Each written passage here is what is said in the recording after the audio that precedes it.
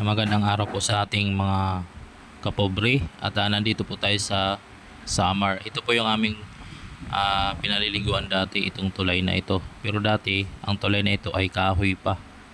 So ayan, may naliligo rin. Ayan. Ayan po ang buhay natin dito sa probinsya, mga kapobre. Ito ang suba kung tinatawag dito sa amin. Ayan, dyan po kami naliligo nung mga bata pa kami. Ayan.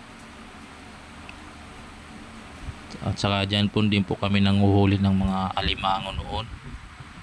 Ayan, hanggang doon yan sa taas, sa karugtong ng ilog, itong suba.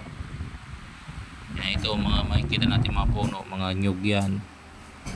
Ito naman sa may bandang kaliwa ay palayan.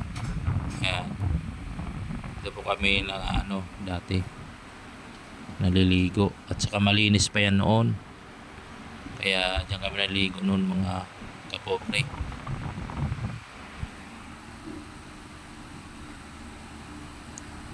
Pero ngayon malinaw naman yung tubig, kaya masarap din maligo.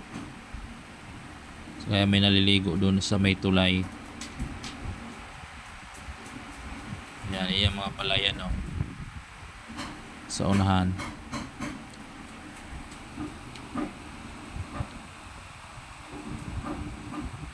At meron din yan bagong kalsada dito. Ayan bagong kalsada sa bandang kaliwa. Ayan, papuntang yan, tagos po yan ng Villa Hermosa. Ayan, sa bundok dumaan, bagong kalsada. Napakaganda dito sa lugar namin, mga kapobre. Ito yung ating mga vlog dahil nandito tayo ngayon sa probinsya, nagbakasyon.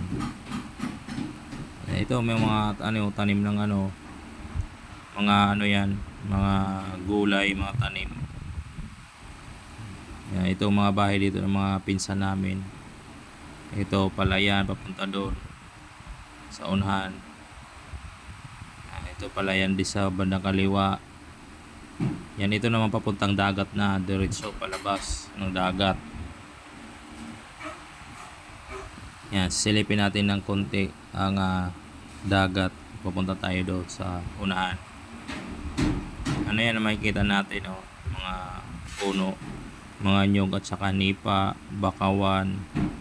Ayan, yan yung dagat na sa unahan. Yan, diyan kami dati na mamingwit, na mamana. Yan po,